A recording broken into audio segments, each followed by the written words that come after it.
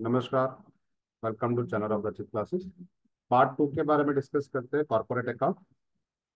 तो पहले आप पार्ट 1 पूरा देखिए और उसके बाद विदाउट स्किप आप क्वेश्चन देखेंगे तो आपको समझ में आ जाए। तो यहाँ पे हम शुरू करेंगे। जो क्वेश्चन हमारे पास है वो है वैल्यूएशन ऑफ गुडविल का क्वेश्चन, जो कि 15 मार्क का क्वेश्चन होता है। तो कैसे पूछते हैं वैल्यूएशन ऑफ गुडविल का क्वेश्चन, यहाँ पे आप देखते हैं क्वेश्चन। तो क्वेश्चन में लिखा हुआ है कि ये ट्रिपल ई लिमिटेड है कंपनी, 31 मार्च आपको पूरा बैलेंस शीट दे रखा है। इन्फॉर्मेशन के अंदर आपको इन्फॉर्मेशन है कि एडिशनल इन्फॉर्मेशन कि profit after tax for the last 3 years 16-17, 17-18 और 18-19 तीनों का प्रॉफिट आपको दे रखा है। लेकिन ये प्रॉफिट आफ्टर टैक्स है, हमें प्रॉफिट आफ्टर टैक्स नहीं चाहिए होता, हमें चाहिए होता है profit before tax. Okay. Information दे रखी है यहाँ पे सारी चीज, और यहाँ पे टैक्स रेट एप्लीकेबिलिटी दे रखा है। तो ये हम पूरे टैक्सेस वापस ऐड बैक कर देंगे। तो देखते हैं आंसर में किस तरह से होता है क्वेश्चन। तो क्वेश्चन के अंदर हम जो सबसे पहले कैलकुलेशन करेंगे, calculation of future maintainable profit के बारे में। तो फ्यूचर मेंटेनेबल प्रॉफिट के अंदर क्या करना होता है कि आपको जो 3 साल दे रखे हैं वो तीनों साल का प्रॉफिट आपको लिख देना है, आपका प्रॉफिट आफ्टर टैक्स। इसके अंदर हमें क्या करना है, इनको profit after tax into 100 divided by 100 minus percentage, यानी टैक्स रेट जो होता है वो माइनस करके आपको लगाना ही है। तो आपको प्रॉफिट बिफोर टैक्स हो जाएगी, मिल जाएगी। तो ये आपका हो गया प्रॉफिट बिफोर टैक्स तीनों का। तीनों का रेट अलग अलग क्वेश्चन में दे रखा है। तो आपका फर्स्ट ईयर में है 30.9, सेकेंड में है 25.75 और तीसरे ईयर में है 26%। तो हमने लिख दिया। इसके अंदर हम ये जो चीजें ऐड करेंगे वो क्या हो, एक जो फ्यूचर में ऐसे एक्सपेंसेस है जो फ्यूचर में नहीं होने वाले, वो हम यहाँ पे निकाल देंगे। या फिर पास्ट में थे और फ्यूचर में नहीं होने वाले, तो ऐसे एक्सपेंस हम माइनस कर देंगे, ऐड बैक कर देंगे, सॉरी। और जो पास्ट में थे लेकिन फ्यूचर में नहीं है, तो ऐसे हम माइनस करेंगे। देख लेते हैं किस तरह का क्वेश्चन में होता है। पहले क्वेश्चन आपको दे रखा है कि provision of 11,815 on sundry debtors was made in 17-18 which is no longer required. यानी पिछले साल 17-18 में आपने ये प्रोविजन क्रिएट किया था जो कि फ्यूचर में नहीं होने वाला। तो हम क्या करेंगे, फ्यूचर में नहीं होने वाला है तो हम इसको निकाल दें। तो 17-18 के अंदर हम निकालेंगे 11,000। तो यहाँ पे आपने प्रोविजन फॉर बैड डेट्स जो कि माइनस किया था, अब हम वो एक्सपेंस निकालेंगे तो हमारा प्रॉफिट बढ़ जाएगा। तो हमने यहाँ पे प्रोविजन फॉर बैड डेट्स यहाँ पे लिखा हुआ है no longer required, not required हम यहाँ पे लिख देते हैं नॉट रिक्वायर्ड।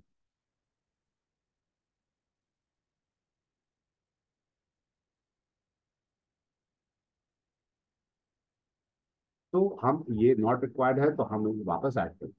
इसी तरह से नेक्स्ट क्वेश्चन, नेक्स्ट पॉइंट में लिखा था कि claim of ₹6190 against the company to be provided and adjusted against the profit of the year 18-19 के अंदर आपको क्या है, एक अगेंस्ट कंपनी के सामने एक एक प्रपोज है, यानी क्लेम रखा हुआ था। तो फ्यूचर में शायद इसको पे करना पड़े, तो हमें उसके लिए प्रोविजन क्रिएट करना है 6190 का, यानी हमें एक और खर्चा लिखाना है। तो ये खर्चा हम दिखाएंगे तो हमारा प्रॉफिट कम हो जाएगा।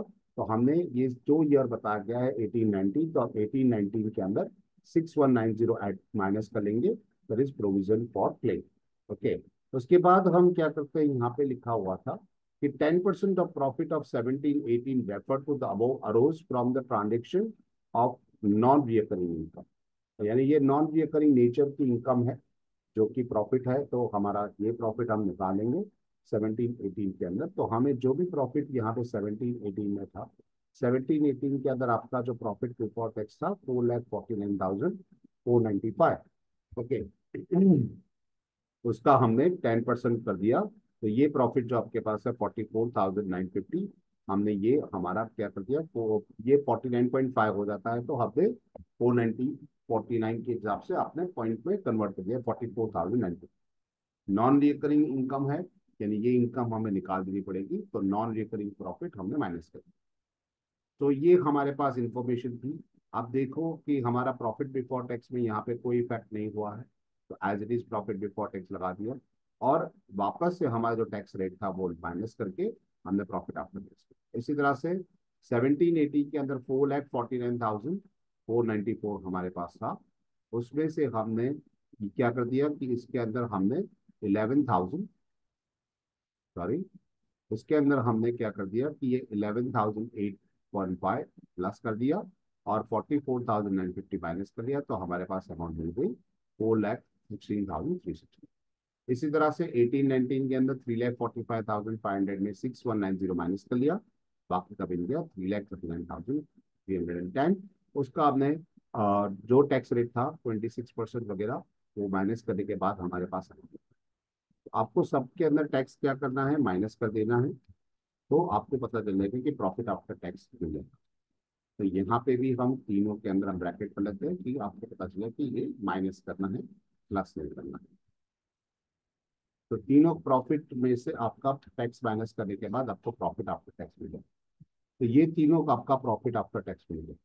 ये तीनों जो प्रॉफिट आफ्टर टैक्स है, वो तीनों प्रॉफिट आफ्टर टैक्स के लिए हमें कैलकुलेशन करनी है। जैसे कहिए फ्यूचर मेंटेनेबल, देख लेते हैं फ्यूचर मेंटेनेबल के हिसाब से यहाँ पे क्या लिखा था कि आपको average future maintainable profit find करना है। तो हम इसको मल्टीप्लाई कर तीनों का ऐड कर लेंगे। That is 2,14,500, 3,09,147 and 2,51,089 divide by 3। तो हमारा हो गया 2,58,240। ये हो गया हमारा एवरेज प्रॉफिट। अगर कांस्टेंट प्रॉफिट बढ़ता है तो हम क्या करेंगे, वेटेड एवरेज कर लेते हैं। यहाँ पे आपका कांस्टेंट बढ़ नहीं रहा, बढ़ होके कम भी हो रहा है, तो हम सिंपल एवरेज फाइंड करें। अब बात आती है कैपिटल एम्प्लॉयड की। तो कैपिटल एम्प्लॉयड के लिए कैलकुलेट करने के लिए आपको क्या करना होता है, कैपिटल एम्प्लॉयड के लिए आपको जो भी कैलकुलेशन करनी है इसके हिसाब से देखते हैं तो क्या होता है। कैपिटल एम्प्लॉयड के लिए आपको यहाँ पे एक इंफॉर्मेशन दे रखी है कि market value of sorry capital employed of the purpose of valuation of goodwill is to be taken on 31st March. यानी क्लोजिंग कैपिटल एम्प्लॉयड को ही आपको एवरेज कैपिटल एम्प्लॉयड बताना। सेकेंड, आपको लास्ट में दिखा था value of free hold property to be assessed on the basis of 8% return. 8% return मिलता है और रिटर्न अभी हो रहा है 37,800। यानी 37,800 डिवाइडेड बाय 8% करोगे तो आपको उसकी न्यू वैल्यू मिल जाएगी, क्योंकि आपकी फ्री होल्ड प्रॉपर्टी की वैल्यू है। तो वो हो जाती है 4,72,500। तो हम ये वैल्यू नई वाली लेंगे। बाकी सारी की सारी जो हमारी ओल्ड जो वैल्यू होती है, तब एक चीज याद रखना, वैल्यूएशन ऑफ गुडविल के अंदर गुडविल की वैल्यू काउंट नहीं करते। तो फ्री होल्ड प्रॉपर्टी की वैल्यू तो हमने कर दिया, plant machinery stock debtors and bank सारी एज इट इज हमने यहाँ पे लिखी है। तो एज इट इज जो हम क्वेश्चन में देखे, plant and machinery stock debtors और बैंक बैलेंस लिख दिया। अच्छा, उसमें से long term liability outside liability यानी डिबेंचर और क्रेडिटर, जो कि हमारे लायबिलिटी साइड्स पे है, डिबेंचर और क्रेडिटर्स जो आउटसाइडर्स लायबिलिटी हो, वो दोनों माइनस कर, तो वो दोनों माइनस कर लिया, तो हमारे पास मिल जाता है एवरेज कैपिटल एम्प्लॉय। तो देखो आप एवरेज कैपिटल आ रहे एवरेज कैपिटल एम्प्लॉय, तो आपका हो गया ये 10,91,000। अब कौन सी मेथड से आपको करना है ये भी आपको क्वेश्चन में दिया। तो क्वेश्चन देख लेते हैं, क्वेश्चन में क्या है। क्वेश्चन में आपको लिखा हुआ है कि the value as per the super profit method of the three type adjusted average super profit of the last 3 years। Okay, आपको 3 years के हिसाब से आपको कैलकुलेशन। तो कैलकुलेशन के हिसाब से अगर आप देखें तो पहले हम क्या करेंगे, नॉर्मल प्रॉफिट सुपर प्रॉफिट के फॉर्मूला के हिसाब से नॉर्मल प्रॉफिट फाइंड करिए, capital employed into normal rate of return. Capital employed आपके पास था 10,91,250, इसका 10%, यानी ये आपका नॉर्मल प्रॉफिट। आप सुपर प्रॉफिट कैसे फाइंड करते हैं, तो average future maintainable profit that is AFMP, उसमें से नॉर्मल प्रॉफिट माइनस। तो हमने अभी कैलकुलेशन किया है एवरेज फ्यूचर मेंटेनेबल प्रॉफिट, जो कि हमारा था 2,58,241। उसमें से हमारा जो नॉर्मल प्रॉफिट आया वो नॉर्मल प्रॉफिट हमने माइनस कर लिया 1,09,125। तो ये हो गया हमारा 1,42,020। ये हो गया हमारा सुपर प्रॉफिट। ये सुपर प्रॉफिट को आप नंबर ऑफ ईयर परचेज से आपको मल्टीप्लाई कर देंगे। नंबर ऑफ ईयर परचेज आपको क्वेश्चन के अंदर दिए गए हैं कि आपको यहाँ पे 3 टाइम्स मिलता है, 3 years रेफर्ड एट। तो हमने 3 years के हिसाब से इसका कैलकुलेशन कर लिया, तो आ गया गुडविल 4,47,060। ये बात हो गई हमारा जो सुपर प्रॉफिट के हिसाब से। अब हमारे उसके बाद हमने क्वेश्चन में पूछा गया था कि भाई आप एन्युटी मैथड से भी कर लो। तो उसके अंदर हमें क्या करना पड़ता है कि भाई एज पर एन्युटी, तो एन्युटी फॉर्मूला के हिसाब से हमें गुडविल अगर फाइंड करनी है तो हमें क्या करना पड़ेगा, एवरेज फ्यूचर मेंटेनेबल प्रॉफिट, यानी average future maintainable profit, sorry, average future maintainable profit आपको लिखना है, इनटू आपको कर देना है आपका टेबल वैल्यू। सुपर प्रॉफिट के हिसाब से पूछा गया है तो सुपर प्रॉफिट के हिसाब से करेंगे। आपको बोला गया था यहाँ एज पर की प्रेजेंट वैल्यू आपको देखिए 10% के हिसाब से 2.47487, आपको कर देना है इससे मल्टीप्लाई 2.487, यानी कि एन्युटी टेबल वैल्यू आपको कर देनी है, तो आपको उसका आंसर मिल जाएगा। अच्छा, इसके हिसाब से देखा जाए तो हमारी वैल्यू क्या होगी, तो हमारा एवरेज प्रॉफिट जो बनता था वो एवरेज प्रॉफिट कितना था, जिसे हम एवरेज फ्यूचर मेंटेनेबल प्रॉफिट कहते हैं, वो हमारा था 2,58,145। इसको हम मल्टीप्लाई करेंगे 2.487, तो हमारी अमाउंट कितनी बच जाएगी, वो आपकी हो जाएगी गुड। तो यहाँ पे हम कैलकुलेशन कर लेते हैं, तो 2,58,145 इंटू 2.487, तो हमारी वैल्यू यहाँ पे बन जाएगी 6,42,006 और 7, यू कैन से 6,42,007। तो ये हमारी एन्युटी एज पर एन्युटी के हिसाब से लिखा जाता है, तो ये हमारा एन्युटी मैथड के हिसाब से आंसर मिलेगा। तो ये कैपिटल एम्प्लॉयड की आपको बोला गया एज पर एन्युटी, तो उसके हिसाब से। नेक्स्ट क्वेश्चन जो हमारे पास है वो क्वेश्चन नंबर 5, जिसमें आपको स्टेटमेंट ऑफ अफेयर्स बना। तो स्टेटमेंट ऑफ अफेयर्स का क्वेश्चन लिख लेते हैं, क्या क्वेश्चन आपके पास। तो क्वेश्चन के हिसाब से हम देखें तो ये एक लिक्विडेशन का क्वेश्चन था, यहाँ पे आपको पूछा गया था लिक्विडेशन का क्वेश्चन, और उसके अगेंस्ट उसके और मैं आपको question number 5, sorry question number 4 था ये, आपको क्वेश्चन नंबर 5 के अंदर आपको ये क्वेश्चन पूछा कि GG limited is required to financial position on 31 March as appears. आपको पूरी बैलेंस शीट रखी, नीचे आपको कंटीजेंट लायबिलिटी दे रखी है, और are likely to be realise assets, आपको असेट्स होंगे। आपको पूछा गया है prepare the statement of affairs surplus deficiency. Okay, तो हमें क्या करना होगा, सबसे पहले हमें स्टेटमेंट ऑफ अफेयर्स की एक लिस्ट यहाँ पे रखी। सबसे पहले स्टेटमेंट ऑफ अफेयर्स के अंदर होता है, एक होता है असेट्स नॉट स्पेसिफिकली प्लेज्ड, यानी ऐसी असेट्स जो गिरवी नहीं रखी हुई है, जिसे कहते हैं as per list 1, list A. तो ऐसी कौन सी असेट्स आप देख सकते हो, हमारे पास तीन असेट्स है, land, other fix assets and current assets. उसके अंदर आप देख सकते हो सिक्योर डिबेंचर के अंदर लैंड तो हमने गिरवी रखी हुई, तो ये प्लेज होगी। तो उसके सिवा, लैंड के सिवा आपके पास अदर फिक्स असेट्स और करंट असेट्स की जो रियलाइजेबल वैल्यू है आपको नीचे मेंशन की है 18 लाख का, तो 35 लाख रुपए, तो वो हम लिस्ट ए में लिख देंगे। जो other fix assets and current assets आपको 18 लाख और 35 लाख, यहाँ पे शायद एक जीरो ज्यादा हो, तो आपका हो गया। अब लिस्ट बी जो होता है वो स्पेसिफिकली प्लेज असेट्स होता है। तो प्लेज असेट्स यानी जो आपने गिरवी रखी हुई थी वो, तो गिरवी रखी हुई थी हमारे पास लैंड सिक्योर डिबेंचर के अगेंस्ट में, और लैंड का रियलाइजेबल वैल्यू नीचे मेंशन किया है 11 लाख, जबकि हमारा सिक्योर डिबेंचर था 10 लाख। ओके, तो हमने यहाँ पे एक टेबल बनाया जाता है कि एस्टिमेटेड रियलाइजेबल वैल्यू 11 लाख है, आप पे सिक्योरिटी उसकी 10 लाख है, इसका मतलब 1 लाख का आपका सरप्लस। अगर प्रॉफिट में आता है तो ठीक है, ये प्रॉफिट हम आउटर कॉल में निकाल, लेकिन अगर लॉस आता है, डेफिशिएंसी आती है, तो ये अनसिक्योर्ड के लिस्ट में चले जाएंगे। ओके, तो यहाँ आउटर कॉलम में लिखा है। ओके, तो आपके पास एस्टिमेटेड टोटल असेट्स अवेलेबल जो होता है 54 लाख हो गया, जो कि आपके पास इतना पैसा है, ऐसा हम कह सकते हैं। ये कैसे आया, 18 लाख प्लस 35 लाख प्लस 1 लाख, आपका हो गया 54 लाख। अब बात आती है आपका पेमेंट्स के बारे में, यानी कि आप किस तरह से पेमेंट करें। तो ग्रॉस लायबिलिटीज हमारी होती है, जो कि आपको लायबिलिटी में लिखी जाती है, और जो पेमेंट करने हैं वो आउटर कॉलम में।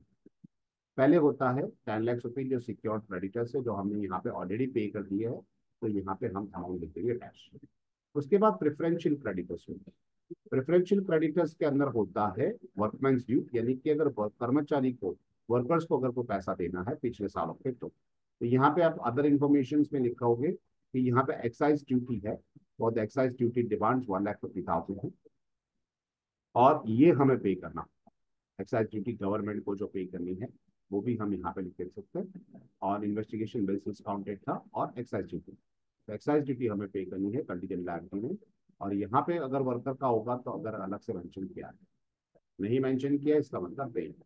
तो हमें यहाँ पे प्रेफरेंशियल क्रेडिट पे 1,50,000 था, वो हमने लिस्ट सी में लिख दिया है।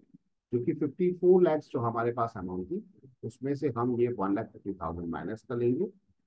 तो उस हमारे पास जो अमाउंट बचेगा वो हो जाएगा, दैट इज 52,50,000। अच्छा, उसके बाद आगे बढ़ते हैं। तो उसके बाद हमारे पास है अनसिक्योर्ड क्रेडिटर, जिसे कहते हैं लिस्ट ई। लिस्ट ई के हिसाब से देखा जाए तो हमारे पास यहाँ पे अनसिक्योर्ड लोन है 20 लाख के, और ट्रेड क्रेडिटर्स है 35 लाख।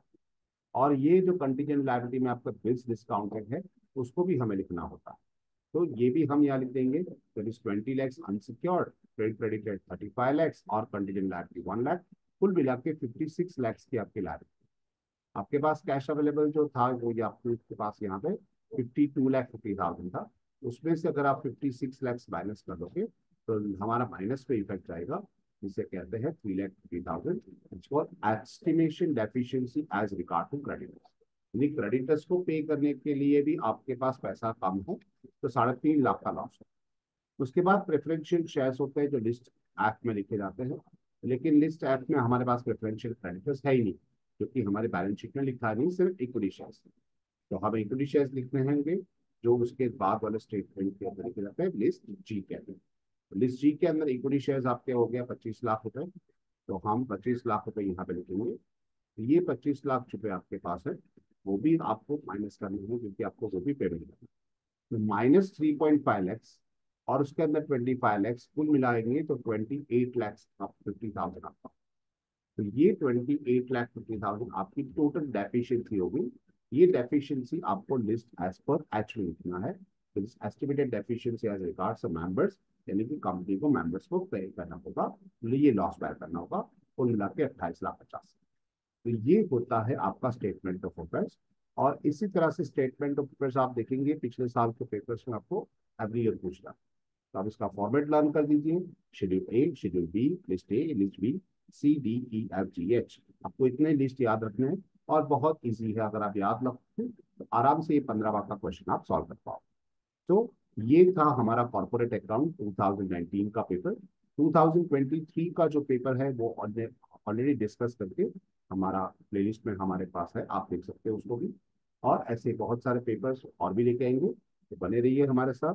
और चैनल को लाइक, शेयर और सब्सक्राइब कीजिए, और कमेंट में जरूर बताइएगा कि ये क्वेश्चन पेपर आपको कैसा लगा। Have a good day.